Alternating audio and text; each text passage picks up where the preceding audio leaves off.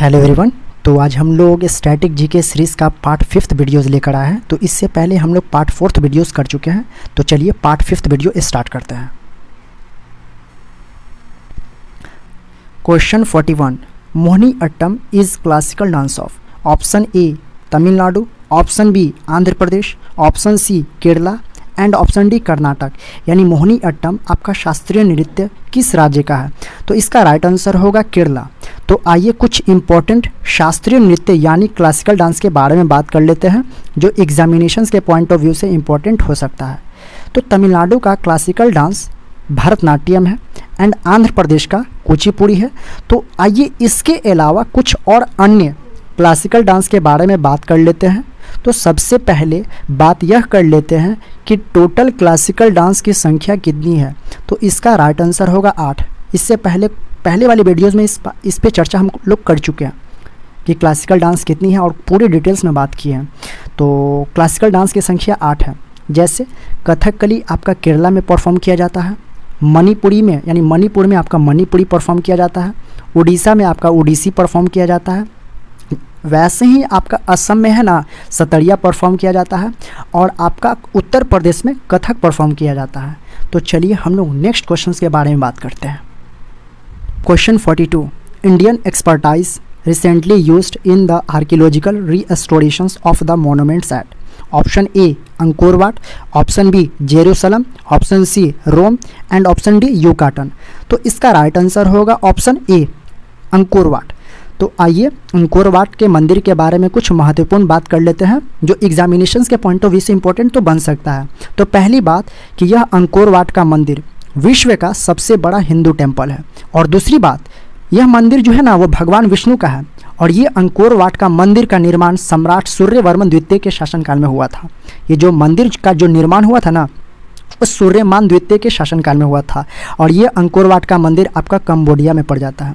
अगर बोल दिया जाए, यहाँ से एक क्वेश्चन बहुत महत्वपूर्ण होती है कि अगर बोल दिया जाए कि दुनिया का सबसे पुराना मंदिर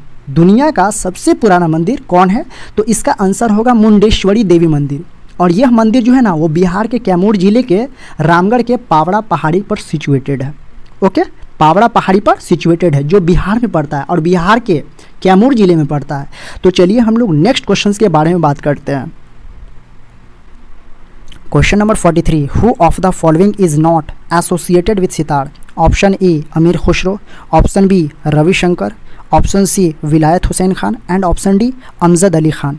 तो इसका राइट आंसर होगा ऑप्शन डी। तो आइए इसके अलावा कुछ और ऑप्शन के बारे में बात कर लेते हैं। तो अमीर खुसरो के बारे में जानते हैं जो एग्जामिनेशंस में बार बार पूछा गया है अमीर खुसरो के बारे में। तो पहली बात कि अमीर खुसरो के गुरु कौन थे, ये क्वेश्चन में बार बार एग्जामिनर पूछा हुआ है कि अमीर खुसरो के गुरु कौन थे। तो इसका आंसर होगा निज़ामुद्दीन औलिया। दूसरी बात कि अमीर खुसरो को तोताए हिंद के भी नाम से जाना जाता था। पहले तो बोले कि उसका जो गुरु कौन थे अमीर खुसरो का, तो निज़ामुद्दीन औलिया। और अमीर खुसरो को तोताए हिंद के भी नाम से क्या करते थे, जाना जाता था। अमीर खुसरो को तोताए हिंद के नाम से भी जाना जाता था। तीसरी बात कि अमीर खुसरो अलाउद्दीन खिलजी के दरबार में दरबारी कवि थे। कब तक थे, तो 1235 से लेकर लगभग 1325 तक थे। ठीक है ना। तो चलिए हम लोग नेक्स्ट क्वेश्चंस के बारे में बात करते हैं।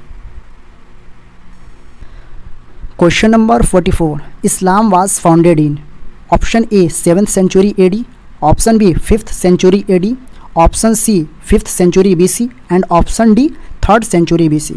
तो इसका राइट आंसर होगा ऑप्शन ए। ऐसा माना जाता है, मतलब इस्लाम जो है ना ऐसा माना जाता है कि इस्लाम का जो उद्गम हुआ है ना वो मक्का से हुआ है क्योंकि मोहम्मद साहब का जन्म ही मक्का में हुआ था। वैसे इस पर अपना विचार को विमर्श नहीं कर सकते हैं। ठीक है ना। तो चलिए हम लोग नेक्स्ट क्वेश्चन के बारे में बात करते हैं। Question number 45, Shintoism is present in option A China, option B Japan, option C Singapore and option D Australia. तो इसका राइट आंसर होगा ऑप्शन बी जापान। तो शिंटोइज्म जो है ना वो एक धर्म है। इस धर्म को जापान के राजा को प्रधान गुरु लोग मानते थे। जो शिंटोइज्म है ना इस धर्म को जापान के लोग जो थे ना वो धर्म गुरु मानते थे। ठीक है ना। परंतु जो सेकेंड वर्ल्ड वॉर हुआ था ना उसके बाद शिंटोइज्म धर्म को ही मानना लोग बंद कर दिए थे। शिंटोइज्म एक क्या है, तो वो धर्म है।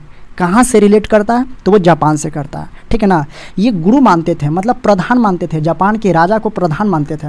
परंतु जो सेकेंड वर्ल्ड वार जब एंड हुआ ना, उसके बाद सेंटोइज धर्म को ही लोग मानना क्या कर दिए, बंद कर दिए। तो चलिए हम लोग नेक्स्ट क्वेश्चन के बारे में बात करते हैं।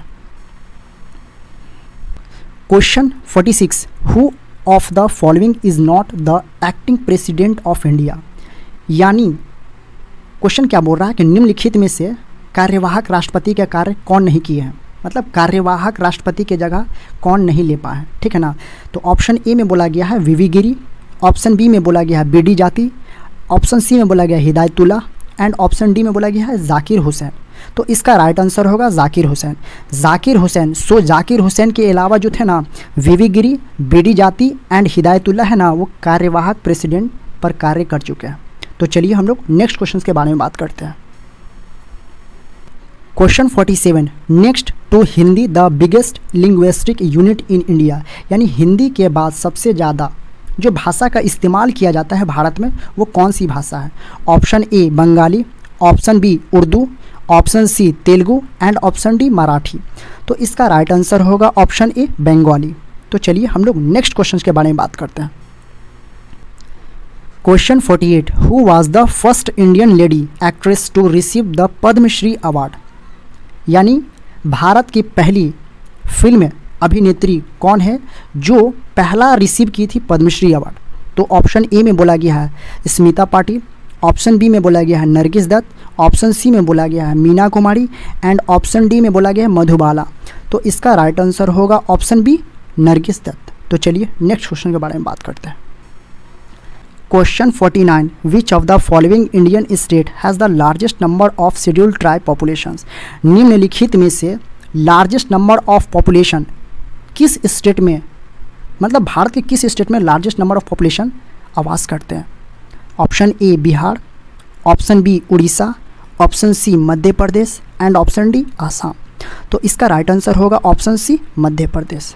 तो चलिए नेक्स्ट क्वेश्चन के बारे में बात करते हैं। Question 50, the first governor general of Bengal was. यानी पहला गवर्नर जनरल बंगाल का कौन थे। Option A Cornwallis, option B Wellesley, option C Warren Hasting and option D John Shore. तो इसका राइट आंसर होगा ऑप्शन सी वॉरेन हेस्टिंग। तो इसके अलावा अगर बोल दिया जाए कि first governor general of India कौन थे, गवर्नर जनरल ऑफ बंगाल तो वॉरेन हेस्टिंग थे। इसके अलावा गवर्नर जनरल ऑफ इंडिया कौन थे, तो इसका राइट आंसर होगा Lord William Bentinck and last governor general of Bengal Lord William Bentinck थे। बहुत वेरी इंपॉर्टेंट बात बोल रहा हूँ। जो लॉर्ड विलियम बेंटिक थे ना, वो पहला भारत के गवर्नर जनरल थे एंड अंतिम गवर्नर जनरल ऑफ बंगाल थे।